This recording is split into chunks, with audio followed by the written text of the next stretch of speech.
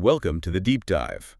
We're your shortcut to, well, making sense of complex stuff. Forget wading through endless info, we do that for you. Today, we're diving into something absolutely fundamental. The Rechtsstaat.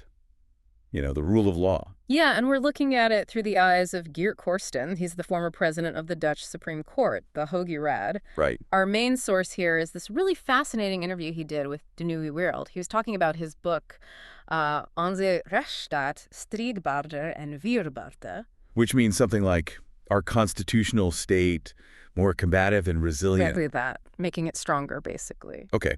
And Corstens is, a huge figure in the legal world. He's sharing his thoughts on how the rule of law is doing in the Netherlands right now and, well, some worries he has. Definitely. Worries about the relationship between law and politics, how that's shifting. So our mission here in this deep dive is to really pull out his key arguments, understand why he thinks the rule of law is so crucial for, our freedoms. And get his take on how the courts are interacting with, well, the government, the politicians. So if you've ever wondered about those basic principles, the ones that protect your rights and make sure society is basically fair, then yeah, you're definitely in the right place. Let's dive in. Okay, let's start with the big idea. The Rechtsstaat, the rule of law. Yeah. Corsten's main point right off the bat seems to be that this isn't just some abstract legal theory. Not at all. He argues it's vital for everyone. Doesn't matter what your politics are or how much money you have. It sounds simple, but that's the core, isn't it? It stops the government just doing whatever it wants. It guarantees our freedoms. Exactly. He really stresses that it underpins individual freedoms, like freedom of expression. That's a key one he mentions. But it does more than just protect rights, right? He talks about its functions. Yeah. Several key things. First, it ensures everyone, and this includes the government itself, has to follow the law. Okay, accountability. Right. Second, it gives us a way to sort out problems through independent, impartial courts, a neutral referee, basically. So access to justice. Precisely. And third, it's about keeping power balanced within the state. The classic Montesquieu idea. The legislative, executive, judicial branches, that triad. That's the one. Like a three-legged stool, you need all three strong, otherwise the whole thing wobbles. So accountability, fair conflict resolution, and keeping power in check. Got it. And Corstens sees it as his mission, almost, to really hammer home why this matters for all of us. Yeah, he's really trying to positively promote it, not just critique, but explain its value. Okay, but he does have critiques.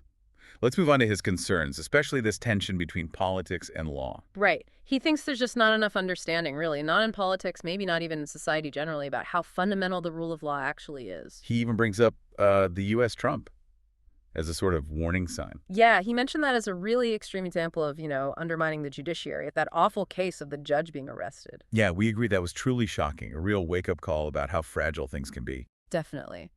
But he brings it back to the Netherlands. Specific worries here, like this growing tendency to question court decisions. But isn't some questioning okay? Part of democracy? Oh, yeah, he acknowledges that. Criticizing rulings is fine, healthy even. But he's worried about something deeper. Which is whether the government itself always respects the rulings. Is that it? Exactly. He talks about how traditionally the Dutch government just did what the court said. Even in preliminary rulings, no penalties needed. It was just assumed they'd comply. Right. But now, he says, there's a shift. It's becoming more common for the government to actually face penalty payments. Dwangsemen, they call them. Like a private company would. Pretty much. He gave an example, like a newspaper being ordered to print a correction, facing daily fines if they don't. The government is being held to account financially. Wow. So the government getting fined for not following orders. Are there specific Dutch examples? He mentioned the asylum cases where the government wasn't meeting the legal deadlines for processing applications. Right, and that led to penalties. Yes. And not just asylum. He said similar things happened in public health, too. It's quite something, the state paying out, because it didn't obey a court order. It really is. Now, to be fair, there's the counter-argument. The government says, look, the sheer number of asylum seekers puts us in an impossible position sometimes. That makes sense, practically speaking. It does. But Corstens' point is the courts do consider those practical challenges. They weigh them up. But once they make a ruling, well, it has to be followed. That's the principle. He also mentioned a European court ruling about that 6-month asylum deadline. Yeah, the Court of Justice In Luxembourg, the Netherlands asked for basically a more time, saying they were overwhelmed, over-revened. And the EU court said, Nope. 6 months is the rule. Stick to it. ouch. And Corstens explains it pretty clearly.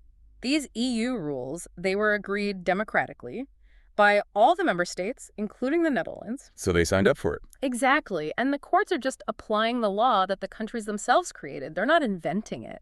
Okay, that clarifies the legal basis. It's not arbitrary. Now, what about the judges themselves?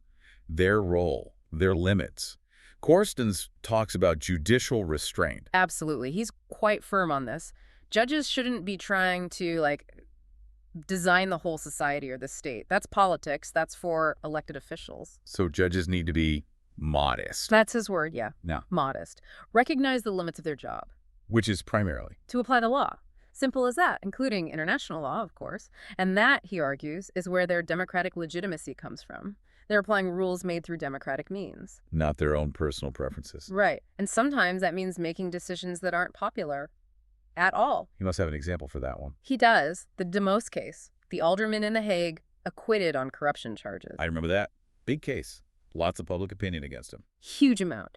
But the court looked purely at the legal standards for corruption and said, nope, not proven, acquitted him. And the acquittal stood up on appeal too. So law and evidence over public feeling. That's the idea.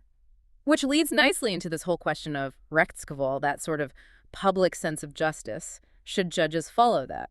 Tricky one. He used the example of The Hague banning fossil fuel ads on bus shelters. Yeah, and his take is interesting. He sees the judge who upheld that ban as basically doing their job correctly. How so? Because the ban was an ordinance passed by the local council, democratically elected. The judge was just interpreting and applying that law, balancing free expression against the council's decision. And he distinguished between general free speech and commercial ads. Right. So for Corstens, the judge wasn't imposing a personal view, but respecting the local democratic process. Okay, makes sense. Let's switch tack a bit. Fundamental rights. He talks about individual versus social rights. He does. Everyone agrees on individual rights, free speech, religion, the basics. But it gets more complicated with social rights. Are things like? In the Dutch Constitution, it's stuff like the right to education, housing, a decent environment, work, even leisure, things the state has a role in providing. And these have become more prominent lately. Yeah, definitely more focus on them. But the big question Corstens raises is, should courts be actively enforcing these social rights? Like ordering the government to provide more housing. And he's cautious about that. Very cautious. He worries it gets too political because social rights are all about allocating resources, right? Yeah. Money for housing, pensions, healthcare. Those are political choices. So he thinks courts shouldn't wade into that. He's actually glad the Dutch Constitution limits the court's power here. Yeah. He mentioned examples like state pensions, AOW, or housing policy. He feels those are fundamentally for politicians to decide. Right. Keeps the courts out of direct policymaking on spending.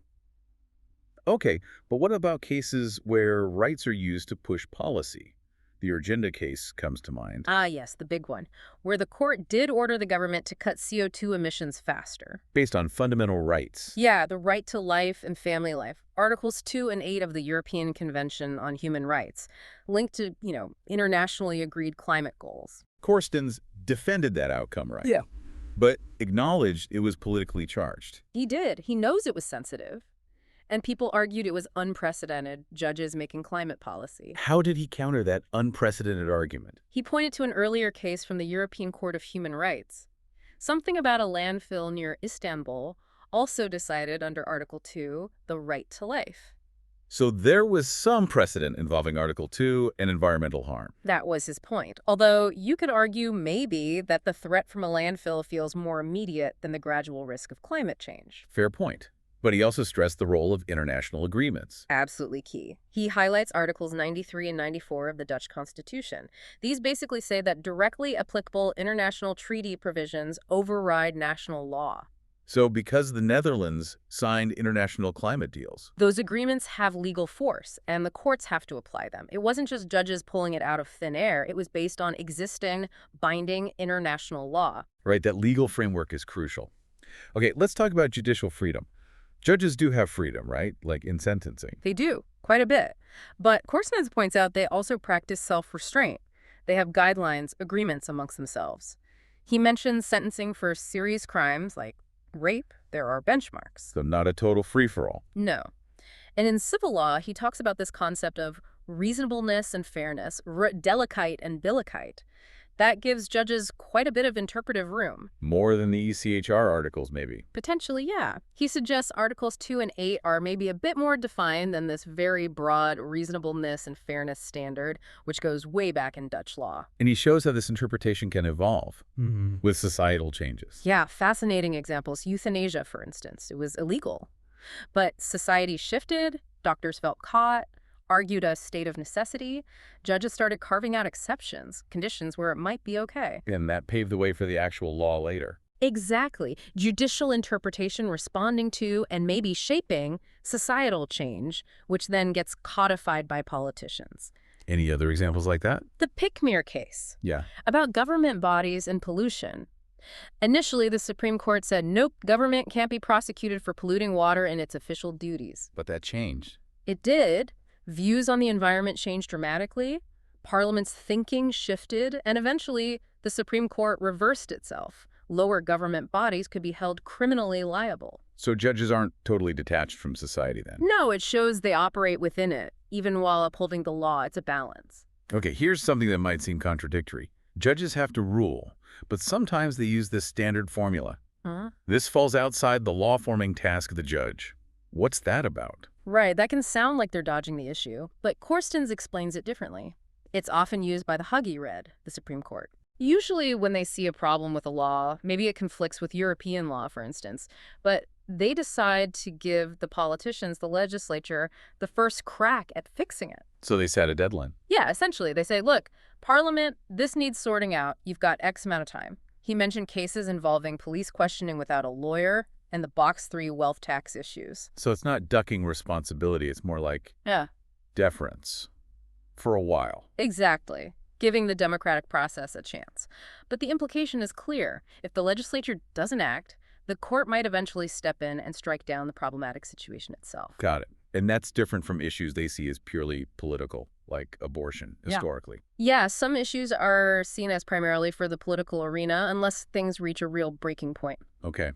Now, another big topic Corstens gets into. Interest groups. Foundations, organizations suing in the name of the public interest. The Algemeen Belang. Think Urgenda again, or Millie Defensi taking on Shell. He notes this is a growing trend. Linked to class actions, maybe? He draws that connection, yeah. Ideas from the U.S. that are now part of Dutch law.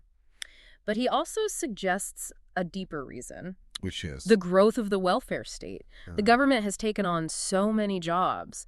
And when people feel the government isn't delivering... These groups step into the gap. Right. And legally, the courts have to hear their cases if they meet the criteria. But this has caused backlash from politicians, journalists. Definitely. Questions about legitimacy. Who appointed these groups to speak for everyone? And Corstens adds his own observation here, a bit of a critique of politics itself. What's that? He worries political parties are becoming too focused on just their own voters' specific interests rather than the broader public good. He uses the BBB party as an example of focusing heavily on a specific sector. So activist groups claim the public interest, while political parties focus on group interest. That's a concerning dynamic. It is, and he brings up Tata Steel as a really tough example of these clashes. Environmental concerns versus jobs and the local economy. Exactly. You have strong environmental laws, often pushed by activist groups, but then you have the collective interest of the region's economy and employment, which is harder to champion legally. He even acknowledges the imbalance, the potential for data to be skewed against a company like Tata. And he connects this to how politics reacts to problems. Yeah, this tendency he calls the risiko-regul reflex, the risk regulation reflex. A scandal happens and boom, politicians rush in with a new law, maybe without enough thought. Instead of maybe. Instead of sometimes having the political courage to say, okay, we have competing interests here, we need to balance them carefully, even if one side, like the environment, has strong legal backing at the moment. He thinks politicians need to dare to say no sometimes. That sounds like it takes well, guts. Does he think judges have more of that than politicians? Are judges tougher? That's the question, isn't it? And his feeling, generally, yes. Oh, really? Yeah. He thinks judges, maybe because they're bound by law and precedent, are often more willing to make those unpopular calls. He brings up the Demos acquittal again as proof. Interesting perspective. Okay, let's shift to a really big structural debate. A constitutional court for the Netherlands. Right. Big topic. Corstens is strongly against setting up a separate one. Even though constitutional review itself, letting courts check laws against the Constitution, seems to be gaining some ground, despite Article 120 currently blocking most of it. Exactly. He accepts review might be coming, but a whole separate court. No way, he thinks. Why not? What are his arguments? Several big ones. First, politicization. He fears Parliament would want a big say in appointing these judges. Like in the U.S. Supreme Court. That's the nightmare scenario he points to. Germany, Belgium too, though maybe less extreme. He worries about political battles over appointments. Okay, what else? Judicial overreach. A powerful constitutional court might start meddling in policy areas best left to politicians. He mentioned the German court initially challenging the ECB's quantitative easing. Getting into economic policy? Right. And then there's just the practical messiness. Adding another layer of potential review, you already have the European courts, referrals within the Dutch system, adding mandatory constitutional referrals. He calls it a Jean Bull, a complete muddle. A procedural nightmare. Pretty much. And maybe even prestige battles between different top courts, like you see in France sometimes. He even sort of says, look, the Hoge Raad, my old court, can handle this stuff anyway. So, politically, where does he see this heading? Review might happen, but a separate court is unlikely. That's his prediction. Because changing the Constitution to create a new court needs a huge two-thirds majority in Parliament. Hard to get. And Peter Omtzigt is the main champion of the court idea. Yeah, it's a key issue for his party, but Corstens suggests support elsewhere is pretty limited. Corstens also critiques Omtzigt's reason for wanting it, right? The link to the Toeslate affair. The benefits scandal. He does. He questions whether constitutional review would actually have prevented that scandal. Why not? Because the core issue there, Corstens argues, wasn't necessarily a law violating the Constitution, but the incredibly harsh, disproportionate application of the law. And proportionality isn't explicitly a constitutional right in that way. So what should have happened in the benefits scandal, according to Corstens? He thinks the Administrative Law Division of the Council of State, that's another top court dealing with government disputes, should have shown more courage. Courage to do what? To rule against those insane penalties based on the existing legal principle of proportionality. Yep. Even without explicit constitutional review. Why didn't they, in his view? He suspects they were maybe too swayed by the political mood in Parliament back then, after the so-called Bulgarian fraud case. There was huge pressure for a crackdown. Interesting. He contrasts that with how civil judges viewed it. Yeah, he says his former colleagues in the civil division of the Supreme Court were basically unanimous. You just couldn't impose penalties that wildly out of proportion for minor errors. It was fundamentally unfair. So he implies a different court might have reached a different conclusion earlier on. That seems to be the hope he expresses. That the lower court's initial pushback against the harshness might have been upheld if it had gone to a different branch of the judiciary. Wow. That really shows the internal dynamics and pressures within the system. Absolutely. So if we sort of pull all these threads together from Corstens, we've seen how vital he thinks the rule of law is, for freedom, for balance. Yeah, and the real tensions now between law and politics. Definitely. And this tricky balancing act for judges having power but needing restraint, plus these big debates about the future, like constitutional review. For me, the real takeaways, the aha moments, were things like the government actually getting fined like a person.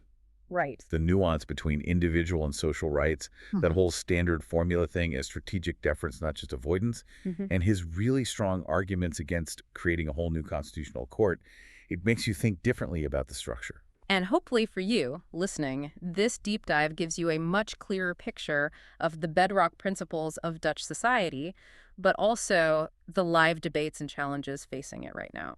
So here's a final thought to chew on. Corstens really emphasizes judicial modesty, right?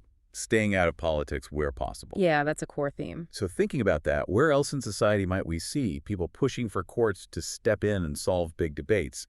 And what could that mean long-term for that crucial separation of powers he talked about, the balance between courts, government, and parliament? That's a really interesting question to reflect on. What happens when the courts get pulled further into political territory? Something to definitely keep thinking about.